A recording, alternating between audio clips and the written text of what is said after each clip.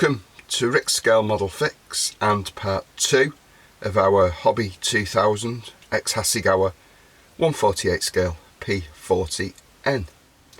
Now at the end of part 1 we joined the wings to the fuselage. Since then I've given the whole model its first coat of primer, and all that filling and sanding has paid dividends. So the wing root on that starboard side is as near perfect as you're going to get. The filling work around that tail, as the primer has revealed that there is a sink mark in the fuselage, but I think we can disguise that. It's the area where the star and bar decal goes. I've just quickly painted the rudder in alclad aluminium, and that's just to set a tonal value for the rest of the metallic work. And we've just set about doing some minor corrective work. So again, still needed some work on this trailing edge wing root on the port side, and we had a little hairline seam on the port side gun bay insert. Underneath we've added the cowl flaps. There's an aerial to go in there, so we're pretty much there. So primer wise, I've used MRP fine surface primer in grey, and that has been thinned ever so slightly with Mr. Colour leveling thinner, and that's given a fairly nice, if slightly rough finish. So with this being a natural metal airframe, I've set about starting to polish this area on the starboard wing with a little bit of micro mesh and the Flory Models weathering polishing dual sander. So we're just going over this with the green side in a circular manner,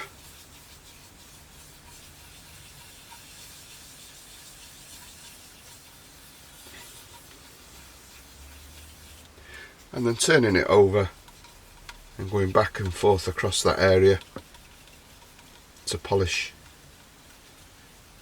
the primer up. And that's given quite a nice base coat for what will be our natural metal alclad. So in this meantime, our attention is going to be drawn back to getting these minor imperfections sorted. So just off camera I've made good that wing root and done a little bit more work to these cannon inserts and the leading edge of the wing, and I'm still not too happy with those.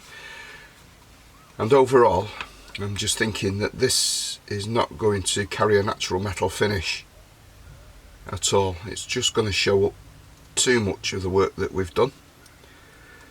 So it's with regret that I've had to look for an alternative scheme, and I'm going to have a look through the stash at some point just to see what I've got that we can use it. Also, just turning to the kit instructions, I think that natural metal airframe is quite plain, not really eye-catching. It's silver overall with just this American star and bars and a few other stencil data, so I think we can come up with something a little bit more interesting on this kit. So apologies if you are hoping to see an extended how to apply a natural metal finish. I will cover it in a future video, so fear not. I'll probably pick up something like an Edard Mustang or an Airfix Mustang at some point anyway. In the meantime, I've cracked on and painted the undersurface in a sort of lighter shade of neutral grey, sky grey. It's going to be RAF dark earth and dark green on top. I didn't have any decals in the stash, so I've had to order those in, but using the placement guide online I've managed to make a start on the camo colours. So we've weathered that up and we've got that ready. So there's a few other jobs that we can do to save some time later in the build while we're waiting for those decals to arrive. So it is going to have an azure blue rudder, so we can paint that, and we can do the wheel wells and other bits and pieces as well. So we're just setting about masking these wheel wells up to spray them interior green. So we're just using Tamiya tape.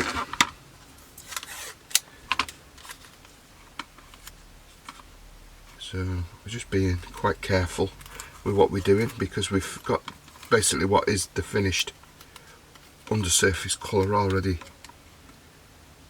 put down, so we don't want any overspray. So it's always worth just taking your time, not rushing the job.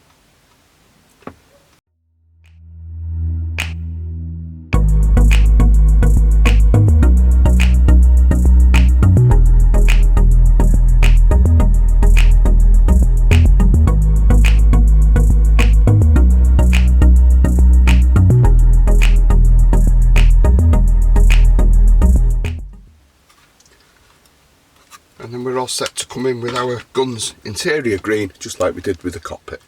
So we're just fresh out the spray bay, so we can remove this masking.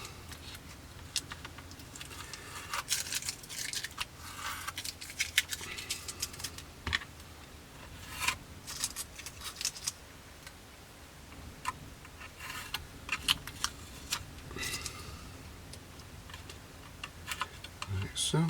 So, because I put a gloss coat over the finished paintwork, there's not much risk of it lifting anything. So it was been left 24 hours, so there's our wheel bays. We probably just need to come in once we've put the interior gear doors on, or the inside gear doors on, and just touch up this area here. But with no clear demarcation line, it was going to be a little bit difficult to just get a thin piece of masking tape in there without getting paint over the rest of the airframe. Like we said, it's our final top coat, so we don't want to get any overspray, but saying that, I've got some on this tail. So there's our wheel wells done. So we'll just set this aside to dry, and then we're going to come in and put a wash over the underside of the airframe. But in the meantime, I know that the marking option on the aftermarket decal sheet has a red spinner, so we can set about removing that and its associated backplate. So we're just going to sand those mould attachment point, those sprue attachment points off the part, just making sure got a bit of flash there on the opening for the prop blades.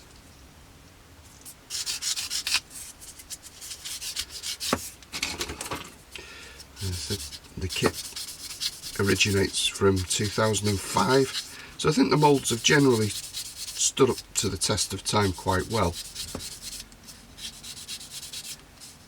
and the kit always had fit issues. I remember trying to build an RAF version when it was first released. I must admit the kit got the better of me and went in the waste bin.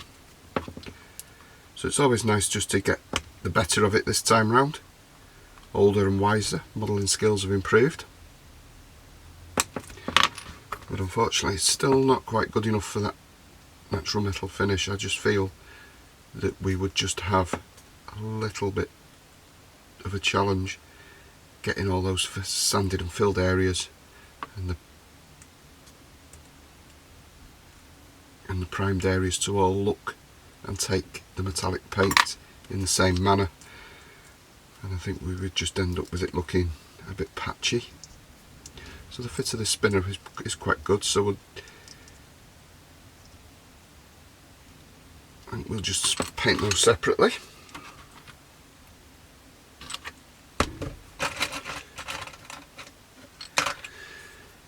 Get a bit of lily tack,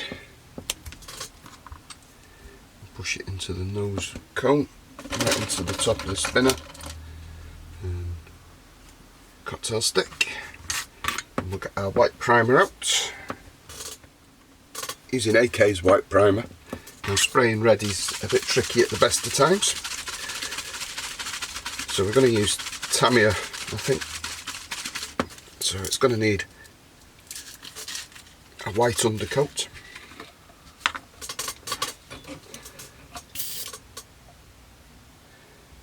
If you haven't got white, then a very pale grey. So we're just going to lay some primer down.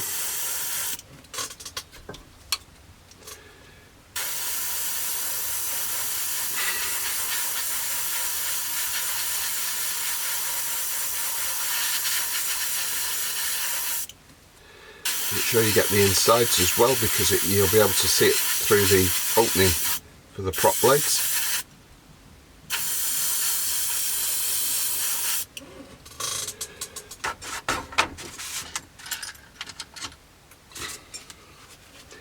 A piece of foam block just to stand the parts up in.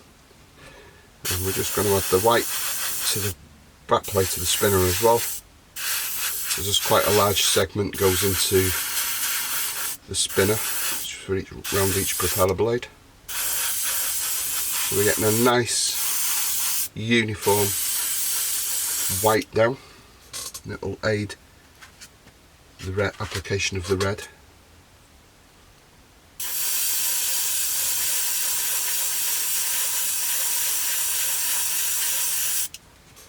So I'll just clean the airbrush out and then we'll put the red on.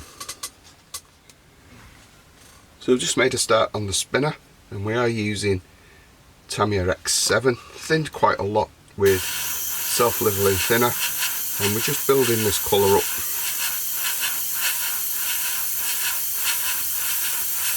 Just slowly over time. It's a nice paint to apply, and it does cover quite well. Making sure we get all the angles and get in there round the edges of the part. Just going to add a tiny little bit more thinner to that. I think it's a bit warm in the workshop today, and that's just going on a little bit rough. And it's not quite going down to that wet look that we want for a nice gloss finish, or a smooth finish anyway.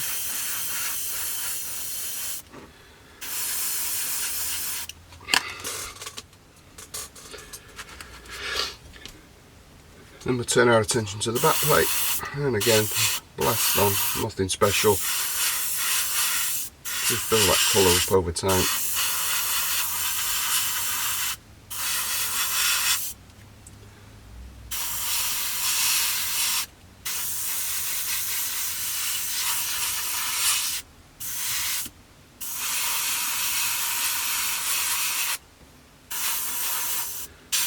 Making sure the colours do match in the density, so we don't want one looking slightly pink and one looking really red. So I'm putting quite a thick coat down here now.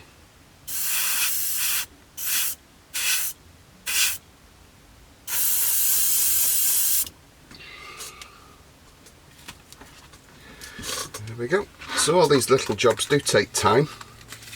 But while you're waiting for sections of your build to dry, or you get held up as we are now waiting for a decal sheet, then it's a good sort of jumping off point just to get all these little jobs done, and then you can crack on with the build when the parts do arrive. So we're just giving this now a very wet coat of self-leveling thinner, just to make sure that that spinner is lovely and smooth and ready to be added to the model towards the end of the build, I think. So while we're working on the front, we may as well do the prop, and this is clearly showing how old this kit is, because it's actually got raised, if you can see, raised areas at the top of the prop blades. You can just see them there to denote the yellow tips, so they're going to have to go. So I think we'll just quickly give the face of the blade a quick sanding. I think the days of needing raised demarcation on the prop tips is long gone. If it really concerns you, you could measure with a set of calipers, but I think we're past that at this stage of our modelling career.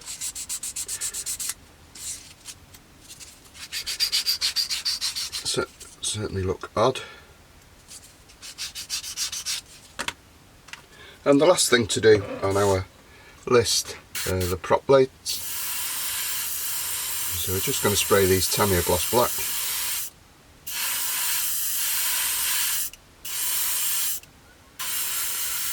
And then we can paint the yellow tips a bit later on when this has had sufficient time to dry.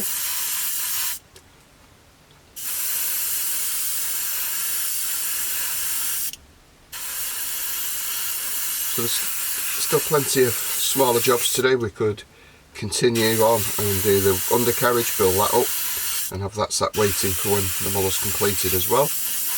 But for now I think what we'll do is, once I've cleaned up the airbrush and put everything away, I think we'll get that wash on that underside and then we'll give it a further quick gloss coat just to finish off. And I'm just looking at the finish on that, and it's a little bit bobbly. I might have to paint a little bit thick there, but not to worry. Our intended marking option has an RAF Azure Blue rudder, so we've broke out the extra colour and we're just going to paint that now. This is going to need a good stir. I've not used it for a long time, so it's really important that you make sure that you mix your paints properly. It means not only do you get the right colour, but you also manage to get the balance between the carrier and the bond and the all right quantities, and the paint will dry properly. Now, extra colour is notorious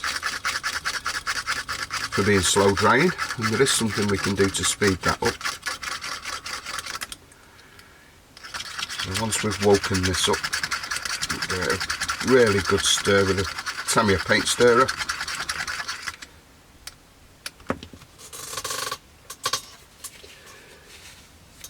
And then we're just going to put some in the colour cup. So we're going to thin this with lacquer thinners. I think we'll use a different brush than that. Brushful, we're only painting a small area. Just as the consistency of milk.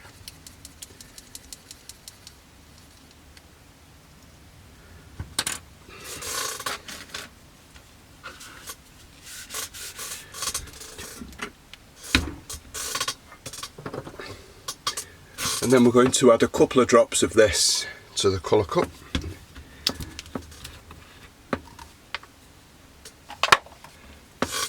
And this really does accelerate the drying time, but you only need perhaps 3 drops in there.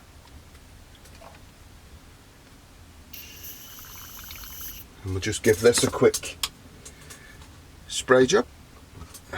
The amount of parts over there is now increasing, but nonetheless, all jobs that need doing.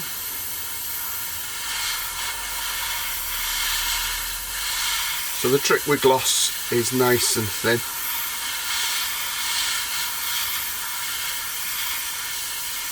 And then build it up so it looks wet.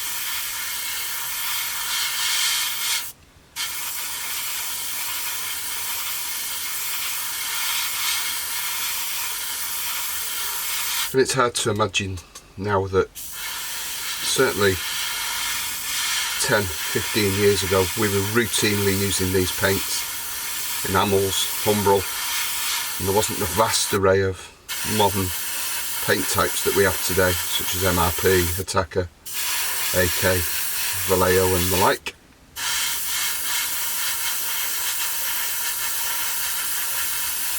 Still enjoy using them. They spray extremely well if they're thinned correctly, and I still think the colour match, for me anyway, is what I've got used to, and anything else looks slightly different, especially for the RAF types. So just getting a really thick wet coat on now, just to get a nice finish.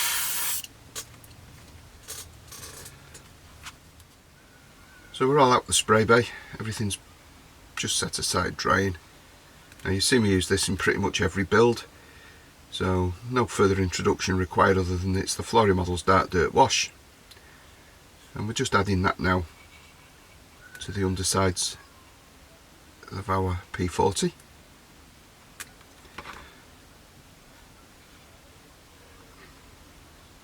Just going to bring all these panel lines out, a few bits of areas of raised detail.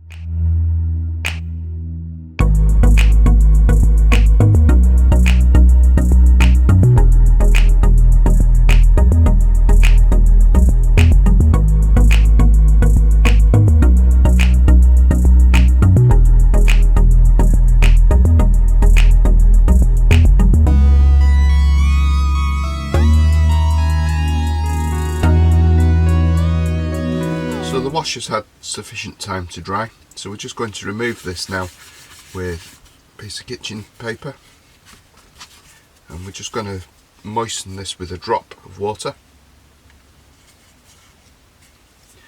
and we're just going to commence removing the wash,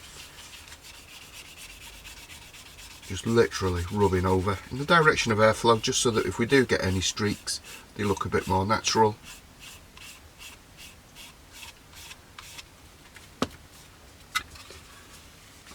And we can also helps with the clay being slightly abrasive to get a polished finish ready for decals. So if you get any tough areas like these leading edges, you just get in there with a cotton bud.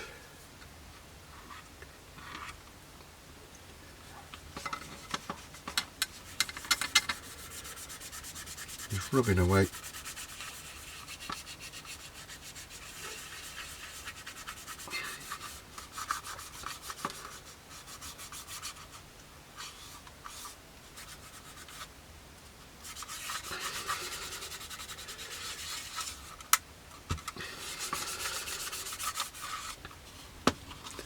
Like so. I did put it on a bit thicker down the centre of the airframe, just to help bring up that illusion of dirty oil stains from the engine.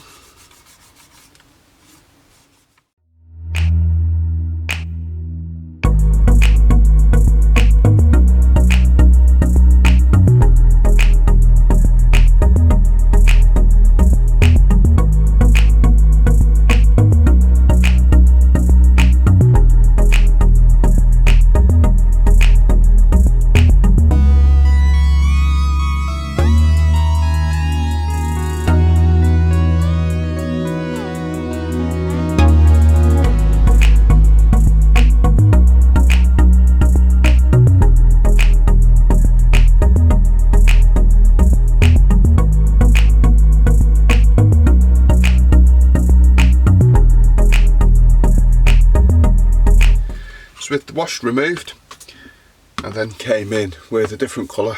This one is sand, and just started putting some streaks in. I don't know if the camera's going to pick that up with the harsh lighting. It's certainly down the centre, sort of trying to portray oil, hydraulic fluid, etc. leaking from the airframe. So that actually concludes the work I'm going to do, other than putting the decals on the undersurface and the final matte coat. I might just add some streaking at the end with some more wash, but I'm quite happy in the way that's turned out.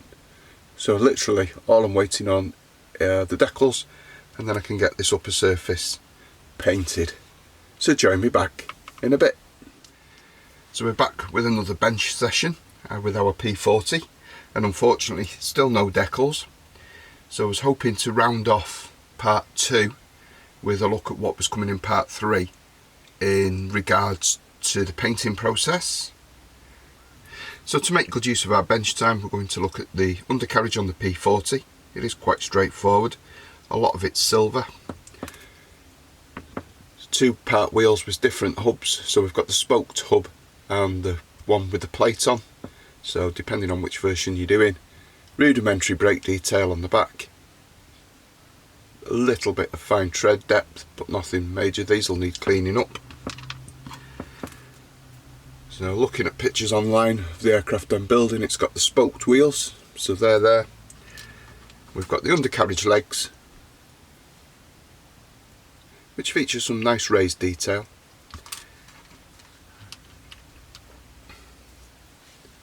Retraction jacks and other sort of supports for the undercarriage. Tail wheel unit, and it's nice to see that the tail wheel is a separate part, but unfortunately it's got 2 whopping great ejector pin marks on the other side. So I'll set about cleaning these up and then we'll get them painted. So we've got our tyres and wheels all cleaned up now and we're going to paint these. So I don't use straight black for tyres, I use Mr. Hobby H72 tyre black.